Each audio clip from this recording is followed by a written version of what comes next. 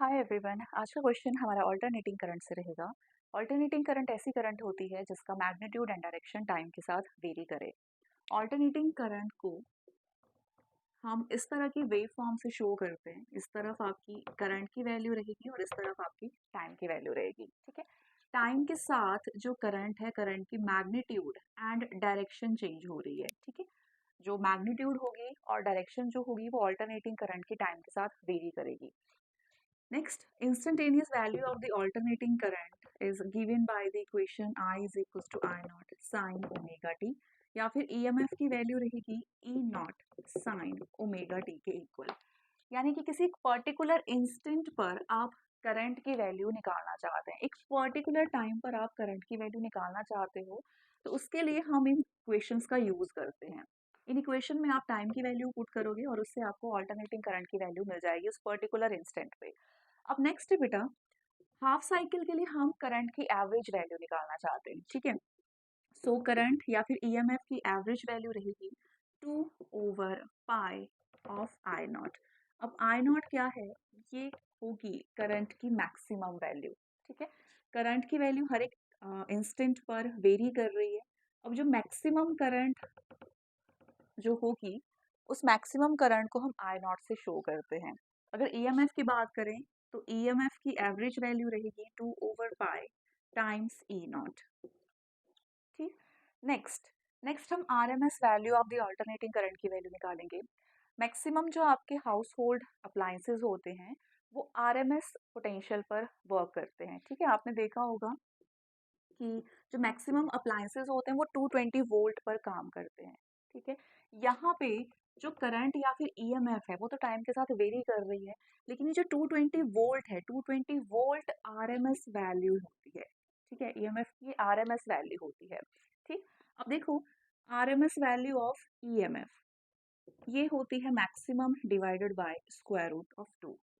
ठीक है, पोटेंशियल की आरएमएस वैल्यू आप इस इक्वेशन की हेल्प से निकाल सकते हैं। मैक्सिमम ईएमएफ की वैल्यू रहेगी डिवाइडेड बाय √2, तो यहाँ से मिलेगी आपको RMS value of the EMF, alternating EMF.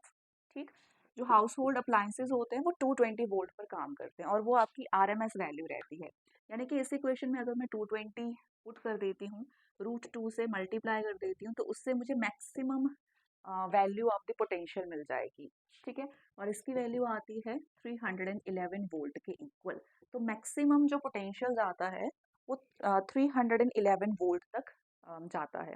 ठीक है, अब जो नेक्स्ट है, इसी तरह से हम करंट की आरएमएस वैल्यू भी निकाल सकते हैं। I R M S is equals to maximum value of the current divided by square root of 2।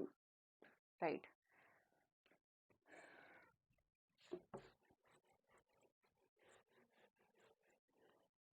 अब देखो बच्चे, नेक्स्ट हमने प्योर रेजिस्टिव सर्किट्स के बारे में देखना है।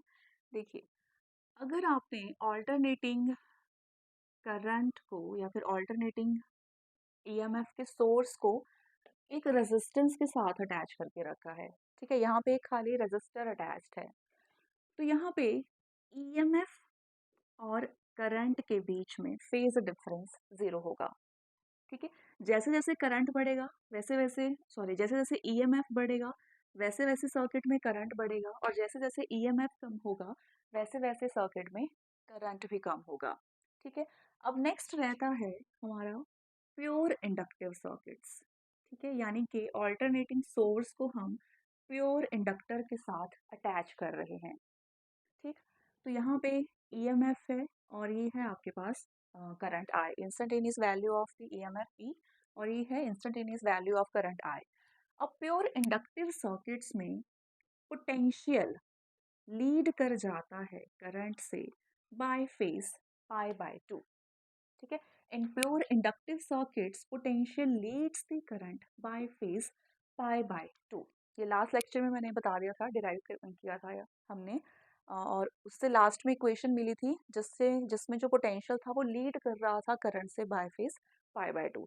अब देखो, जैसे यहाँ पे जो रेजिस्टेंस ऑफर कर रहा था ये resistor to the flow of the current. ठीक है, हमें पता है V is equals to I R होता है, तो रेजिस्टेंस की वैल्यू हो जाएगी पोटेंशियल ओवर आई। यानी कि इतना रेजिस्टेंस ये रेजिस्टर इस करंट को ऑफर कर रहा है। ठीक है। अब इस केस में जो इंडक्टर होगा वो भी ऑल्टरनेटिंग करंट को कोई ना कोई रेजिस्टेंस ऑफर करेगा, ठीक है। और उस रेजिस्टेंस को कहा जाता है इंडक्टिव रिएक्टेंस, ठीक है। इंडक्टिव रिएक्टेंस, इंडक्टिव रिएक्टेंस, ठीक है। Inductive reactance is the resistance offered by the inductor to the flow of the alternating current, और इसकी वैल्यू होती है ओमेगा एल के इक्वल, ठीक है। यहाँ पे जो रेजिस्टर है वो R is equal to V over I, इतना रेजिस्टेंस ऑफर करेगा करंट के लिए। जो आपका इंडक्टर होगा वो omega into L resistance offer करेगा ऑल्टरनेटिंग करंट के लिए, ठीक है। थर्ड थर्ड अगर मान लीजिए आपके पास प्योर कैपेसिटिव सर्किट्स हैं, प्योर कैपेसिटिव सर्किट्स को अगर आपने ऑल्टरनेटिंग करंट सोर्स के साथ अटैच करके रखा है, तो इस केस में करंट लीड कर जाती है पोटेंशियल से बाय फेज पाई बाय 2, ठीक है। So in pure capacitive circuits current leads the potential by phase pi by 2। अब इस केस में जो कैपेसिटर है वो ऑल्टरनेटिंग करंट को कितना रेजिस्टेंस ऑफर करेगा, ठीक है। और इसे कहते हैं हम capacitive reactance, and capacitive reactance की वैल्यू होती है 1 ओवर ओमेगा सी, ठीक है। This is the resistance offered by the capacitor to the flow of the alternating current. अब इन सारी चीज़ों का यूज हम करेंगे अपने क्वेश्चन में। आपके पास क्वेश्चन में दे रखा है N AC circuit consists of only an inductor। आपके पास एक AC सोर्स है जिसपे सिर्फ एक इंडक्टर है, ऑफ इंडक्टेंस 2 हेनरी, यानी कि इंडक्टेंस की वैल्यू आपके पास 2 हेनरी के इक्वल दे रखी है। If the current is represented by a sine wave of amplitude 0.25 ampere, यानी कि maximum value of the current is 0.25 ampere. आपके पास मैक्सिमम वैल्यू दे रखा है करंट का 0.25 एम्पियर के इक्वल।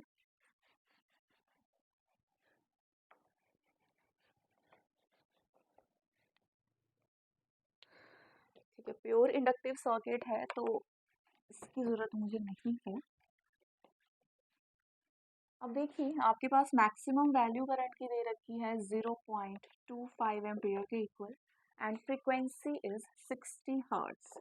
फ्रीक्वेंसी आपके पास 60 हर्ट्ज के इक्वल दे रखी है। Calculate the effective potential difference across the inductor, right.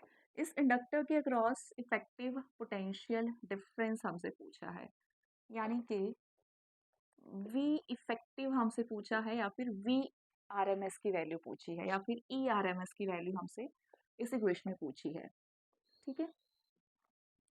अब देखो बेटा, जो पोटेंशियल की वैल्यू होती है वो करंट इनटू रेजिस्टेंस के इक्वल होती है। अगर आपके पास इस तरह से एक सिंपल सा रेजिस्टेंस है और सिंपल से रेजिस्टेंस के क्रॉस आपने कोई ऑल्टरनेटिंग सोर्स अटैच करके रखा है, तो इसके क्रॉस पोटेंशियल ड्रॉप होगा V is equals to I into R। R is the current through the resistance, I is the current through the resistance, and R is the resistance offered by this resistor to the flow of the alternating current, ठीक है। तो इतना potential drop होगा इस resistance के across. अब देखिए इस इंडक्टर के अक्रॉस कितना पोटेंशियल ड्रॉप होगा, अगेन कितना इसमें से करंट फ्लो हो रहा है, यानी कि आई इफेक्टिव या फिर आई RMS की वैल्यू हमें निकालनी होगी into resistance offered by the inductor. Inductor कितना रेजिस्टेंस ऑफर कर रहा है to the flow of alternating current, और हमें पता है कि जो रेजिस्टेंस ऑफर किया जा रहा है वो XL के इक्वल है, जो कि ओमेगा इंटू एल के इक्वल होता है, ठीक है। यानी कि इस इक्वेशन से मुझे V इफेक्टिव या फिर V RMS की वैल्यू मिल जाएगी, राइट। तो यहाँ पे V इफेक्टिव या फिर V RMS is equals to I RMS या फिर I इफेक्टिव into XL या फिर resistance offered by the inductor to the flow of the alternating current, and XL की वैल्यू होती है ओमेगा इंटू एल के इक्वल।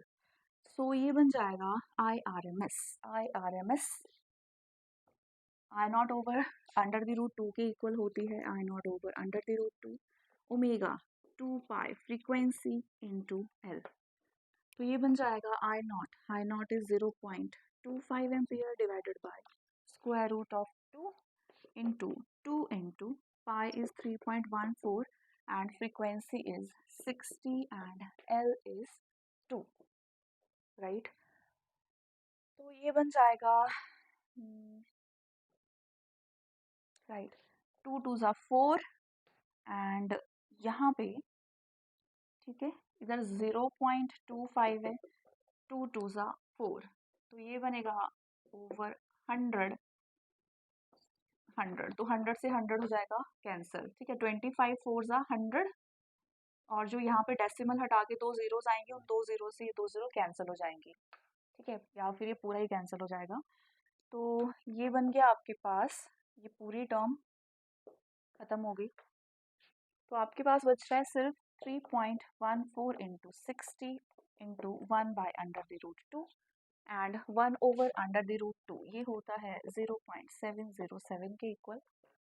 तो अभी हमें सिर्फ इसको सॉल्व करना है।